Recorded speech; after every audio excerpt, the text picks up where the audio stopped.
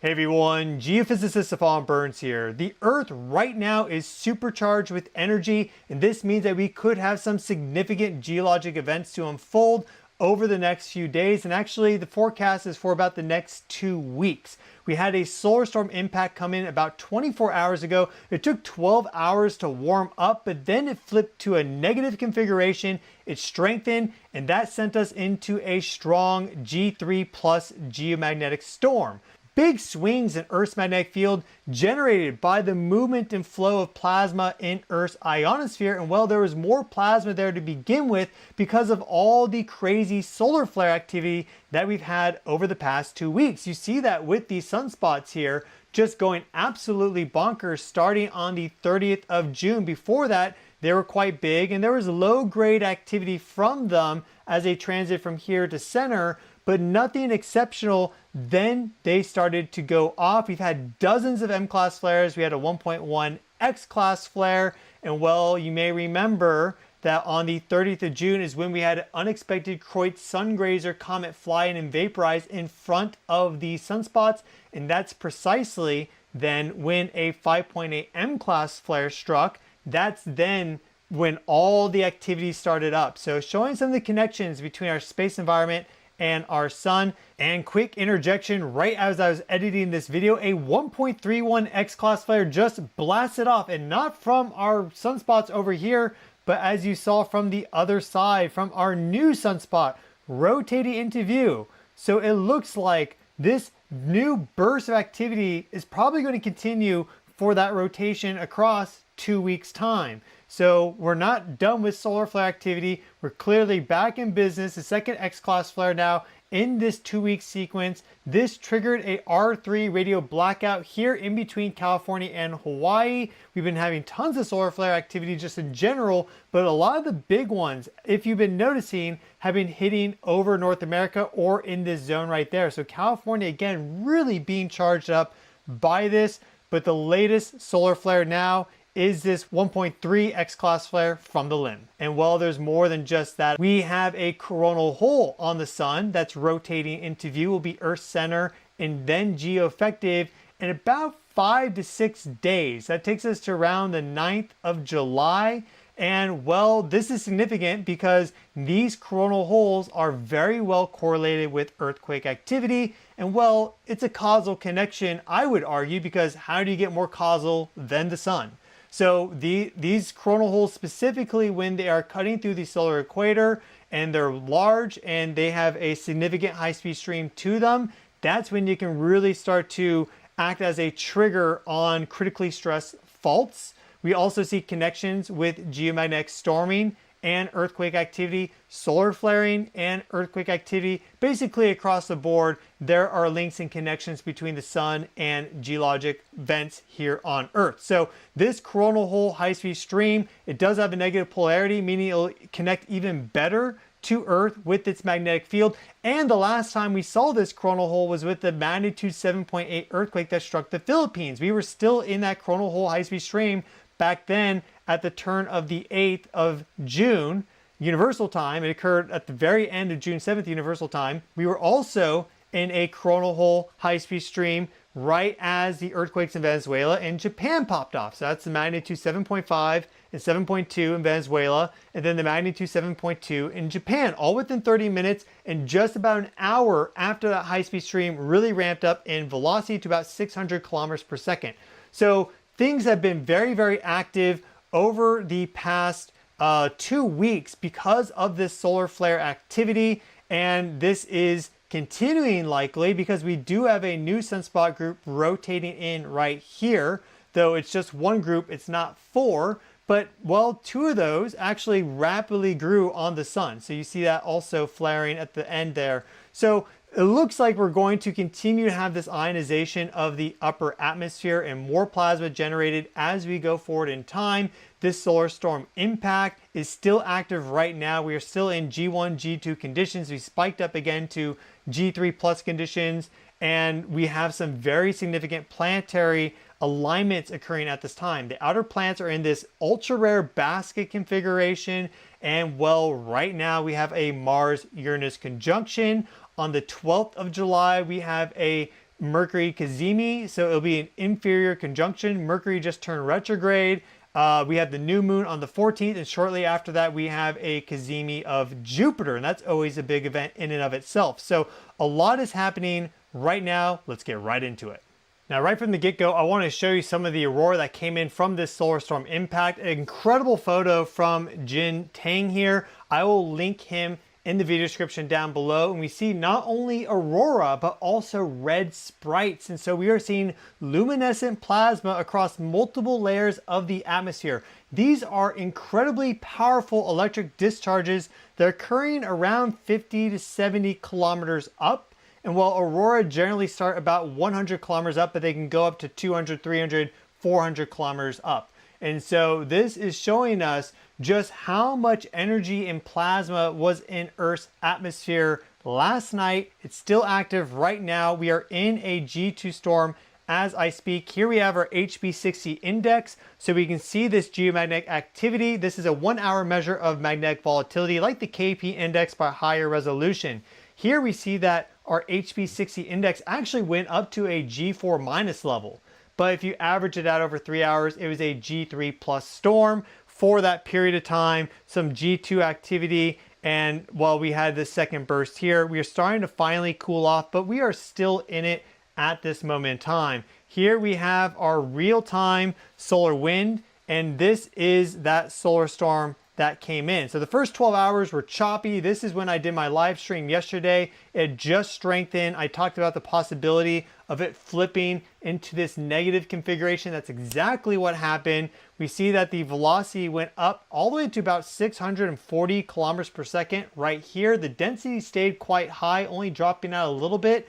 But the main thing that drove this storm was the fact that it flipped strongly negative while the field strength stayed high. And then, of course, it was more strong than you would think because of how charged up the ionosphere due to all this solar flare activity. Here's our KP index. You see that we're still in it. We'll have the radiation belt surrounding our planet recharge after this geomagnetic storm. They're usually the most energetically charged after a geomagnetic storm, but they will drop out and precipitate their ions down into the ionosphere and help drive the aurora and more during the actual impact itself. So our 7-day electron flux, as you can see, it's now quite low, but it'll get well up here in just probably 3 days or so. So this is going to line up with that window I mentioned with the coronal hole high-speed stream impact.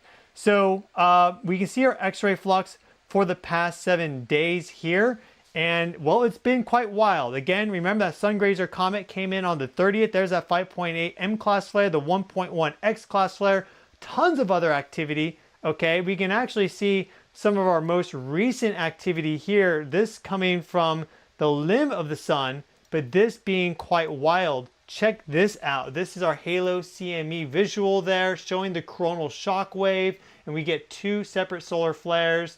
So that was quite significant, but not really aimed at us. But this sort of explosion, should it occur from further towards the limb or even slightly behind the sun, will probably generate a radiation storm. We did have our protons bump up actually about 10x for our greater than 10 mega electron volt protons just over the past 24 hours because of all the solar explosions occurring and more.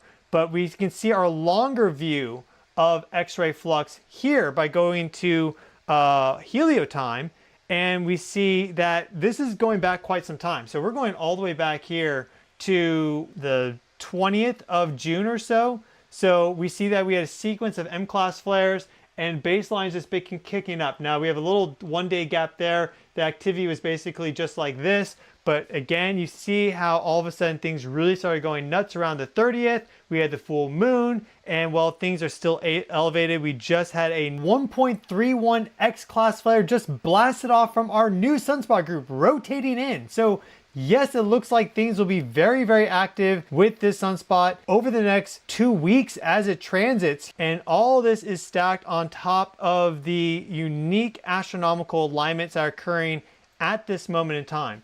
So if you got out early this morning and you found Mars, you were also looking at Uranus because we've had a Mars-Uranus conjunction. We have this set here for today. We see Uranus right there, Mars. This is our true sky astronomical chart. So this is plotting where the planets are. And I also have Eris, a dwarf planet in here, you know, Pluto, where they are in relation to the constellations, and all 13 of them, including Ophiuchus, true to size. So this is an astronomical chart.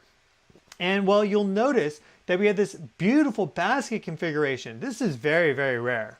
So you have Pluto here in a trine to that Mars-Uranus conjunction. You have Neptune here in a trine to Jupiter, Jupiter opposite to Pluto, and sextiles connecting them all together. So what we're having is Mars participating in this larger configuration with the outer planets. So this inner-outer harmony is occurring. You know, this they're working together. We also have the moon sweeping through the basket now as it approaches the sun for a new moon on the 14th. And well, 2 days before that, we will have Mercury cazimi, because Mercury is retrograde now. It never fully conjuncted Jupiter, got close. It's retrograde. And let me go forward in time for you to the 12th of July. We see Mercury there getting closer and closer and closer. There is that inferior conjunction of Mercury. The moon sweeping across all these sensitive points, activating that sacred geometry, that basket configuration. And then shortly after this inferior conjunction, we have the moon come in. So we see we're getting pretty close to our new moon right there on the 13th. So 13th, 14th of July is when the moon will be conjunct the sun. It'll be out during the day, and just like during the night, the sun's on the other side of the earth. Same with the moon. So you don't see the moon during a new moon. Then eventually the sun will continue to move. Jupiter is also moving forward, but the sun will catch up to Jupiter, and we will have a Jupiter cazimi, though that is later in the month. So that's all the way at the end of July right here, as you can see on the 28th. But the next 10 days are really pretty important and critical, I would say, as it relates to earthquake activity, because of this coronal hole high-speed stream that we have coming in, because we were in that coronal hole high-speed stream for the magnitude 7.8 earthquake that struck the Philippines. Again, that was back late on the 7th of June. We can look at that data right here. So here again is our solar wind data. And you'll notice our KP index right here on the 5th of June reached a G2 plus level. So that's from that high-speed stream impact. We see that the velocity went all the way up to above 700 kilometers per second, okay? And the density wasn't that high. Usually the density is low in these high-speed streams. But we see if we go to the end of the 7th right here, it was at 2300 and a little bit of change universal time. Right about there on the 7th is when this earthquake popped off. Clearly still in this high-speed stream, though a little bit after the geomagnetic storm. And that's often what we see, is that there is this connection to earthquake activity in geomagnetic storms, but there is a time delay to it. I mean, sometimes it just happens at the same time. Maybe it's just coincidence, maybe it is a trigger that's just synchronized at that moment. Usually there's a time delay. Now, if we go forward to Venezuela, you will see this other coronal hole high-speed stream impact here, okay? And we had that occur with Venezuela and Japan right here, right when the high-speed stream clicked into over 600 kilometers per second. You know, we're in it now. Well, that's exactly when all three of those earthquakes popped off. So this is not a coronal hole high-speed stream impact that we've had. It has been a solar storm impact, but we will be getting that coronal hole high-speed stream to come in about 5 days. It'll be geoeffective, and then we'll be in that for 3-4 days. I'm really looking for like the 9th of July to the 14th for being the most critical time window for high magnitude seismic activity. Here we see the most significant earthquakes during this time frame. The USGS has this earthquake in Japan at 6.9. That's a 7.2 according to the Japanese. Keep that in mind. And some of the research connections show that the Western Pacific is more connected in to these space weather changes than the other side of the Ring of Fire. So we don't know exactly why, but that's what the observational evidence is suggesting, though our data sets are fairly limited overall. They're not 10,000 years in length, but we do see that. And in general, this has been antipodal activity. So Venezuela there, The antipode for Venezuela is just right here to the south. And usually if there's back and forth earthquake activity ping-ponging through the earth, it's usually not exactly on the antipode. There's some movement, or that stress vector deflects around the inner core for some reason. I can't fully explain why, but there's usually 5 to 15% deviation from the antipode. And well, that lands you right in this zone here where you have the 7.8 Philippines plus multiple magnitude 6 earthquakes. So I don't know if that vector is going to stay dominant with this next coronal hole high-speed stream impact. If we do get a big earthquake to pop off, it's possible that we get some more activity over here, maybe in the Caribbean. It could creep up a little bit. You know, we're looking at California very closely. Colombia, certainly, now that there's been an earthquake here in Venezuela, Colombia's looking pretty hot and definitely at a higher risk. And all of Central America and this subduction zone is now implicated as well with that. Though these quakes that carry on and follow up afterwards in this region, it could be weeks, months, maybe even like a year or two from now. The seismic wave that's generated from these big earthquakes loads into these faults, but it depends on their stress that they're holding on to already, their strain accumulation. And well, if there is still plenty of stress to accommodate, well, it'll get it closer to rupture, but it may not cause it to rupture immediately. So these are some of the areas that I'm looking at, but we could see more follow-up activity here, perhaps Papua New Guinea. We haven't been seeing, as you see, over the past month, and actually for 2026, we haven't really seen any big activity with Papua New Guinea, whereas we've had multiple magnitude 7s this year across the whole gamut. So that's one area I'm watching, but Japan's been exceptionally active. I would not be surprised to see activity up there or anywhere connecting them in. We actually just recently, if we go to our weekly view here, you'll see this, just recently had some earthquakes fill in between these main centers of activity. So we had this 5.9 right there, south of Kamchatka, side of the big megaquake. Then we had a 6.1 strike here, south of Japan, in between Taiwan and Japan. And then also we had this 6.2 there, Indonesia.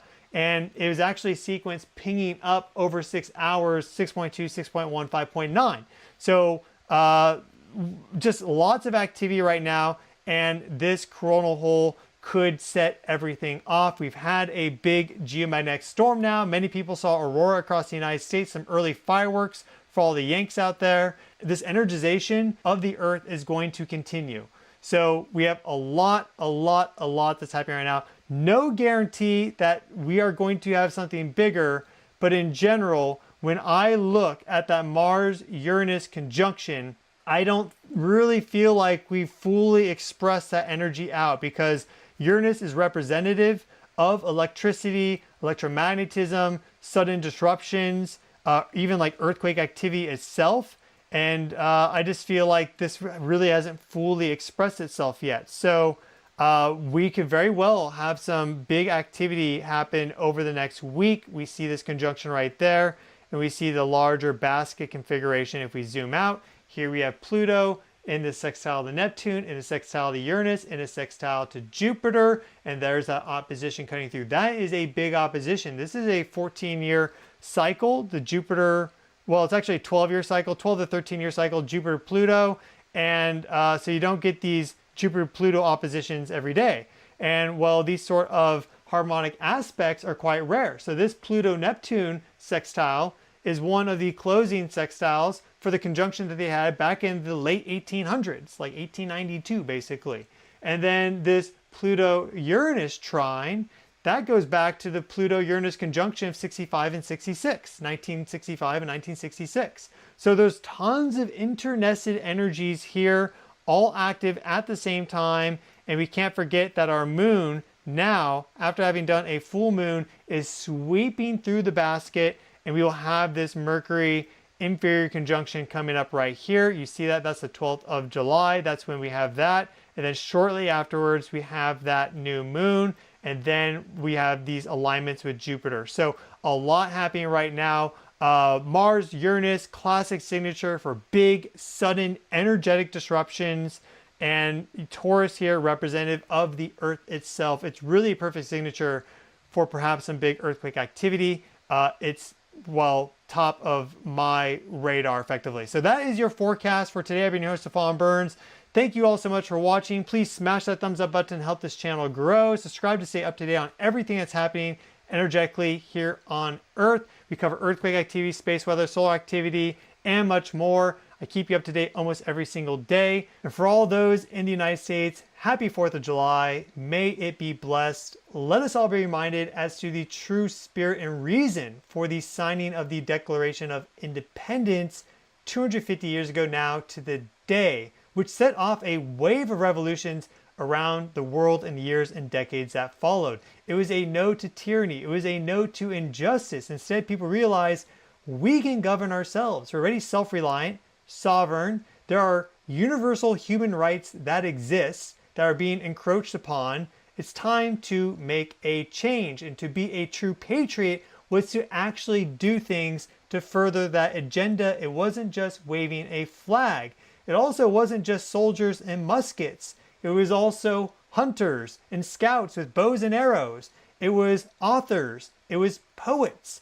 It was people like Thomas Paine writing Common Sense, and people waking up and realizing that they have more power than they may think they do, and together enacting change in such a way to create a new country of freedom based upon individual liberty.